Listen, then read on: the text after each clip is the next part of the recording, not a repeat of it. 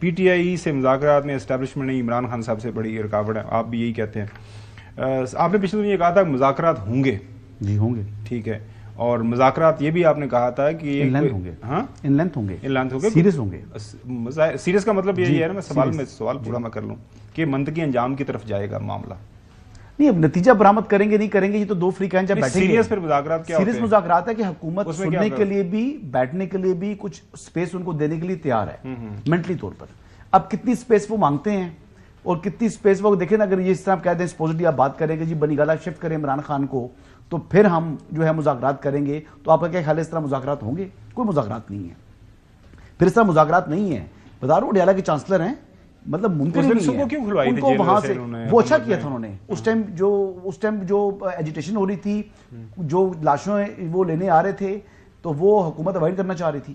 اس نے کہا تصادم نہ ہو، جس طریقے سے بھی عوام کے جو کارکنان ہیں، جو عام لوگ ہیں، بچ سکتے ہیں، بچا دیے جائے۔ پھر ٹی ٹی پی کو لے کر آ رہے تھے، یہ بھی انفارمیشن تھی، تو اس وجہ سے انہوں نے کیا، اچھا کیا۔ اس ٹائم جو ہے وہ بلڈ شیڈ روکنے کے لیے، پھر 4 رینجرز جو 3 رینجرز شہید ہوئے نا، آپ نے دیکھے ان کو، تو دیکھا ہم نے ان کا، تو جو جستے خاکی تھا اس کو کندھا دیتے ہوئے میں نے آرمی چیف کو بھی دیکھا اور پرائم منسٹر پاکستان کو بھی دیکھا، تو یہ چیز ہم نے دیکھی نا، پولیس والا بھی شہید ہوا، تو یہی چیز رکوانا چاہ رہے تھے، اس لیے کھول دی۔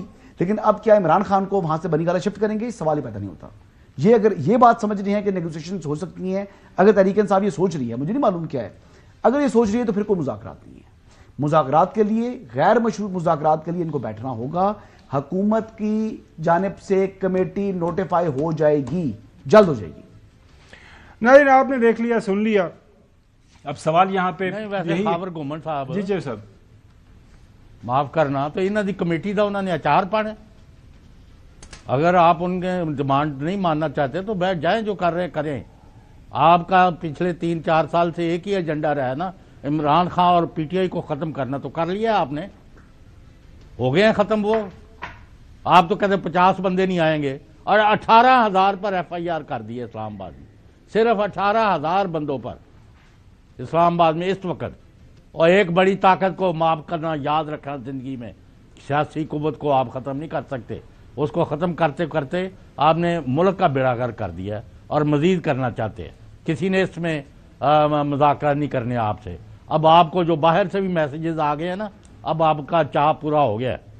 ناظرین تینوں پینلسٹ کی آپ نے رائے سن لی۔ نقوی صاحب کا یہ خیال ہے کہ حکومت کو بھی اور پاکستان تحریک انصاف کو بھی، دونوں کو ہوش کے ناخن لینے چاہیے۔ اسی میں نقوی صاحب آپ کو ایڈ کرنا چاہ رہے ہیں؟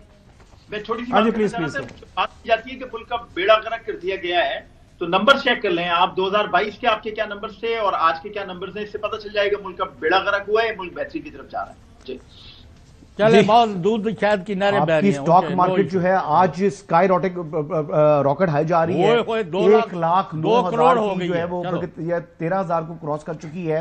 آپ کا انٹرسٹ ریٹ 13% پر آ چکا ہے، 9% ریڈیوس ہو چکا ہے، تو میرے خیال سے بہتری تو آئی ہے جی۔ اتنے اچھے معاشی اشاریے جو بتائے ہیں حسن ایوب صاحب نے، تو جو ہی یہ پروگرام ختم ہوگا تو میرے آفس کے جو سارے ہمارے جو لوگ ہیں نا، وہ آ جائیں گے، پوچھیں گے کہ ڈالر سٹیبل ہے جی، کس پاؤ بیک رہی ہے، جو مہنگائی کا کیا معاملہ ہے۔ ناظرین چلے، اینی ویز بجلی قیمتیں کم کی ہیں، پیپل انڈرسٹینڈ۔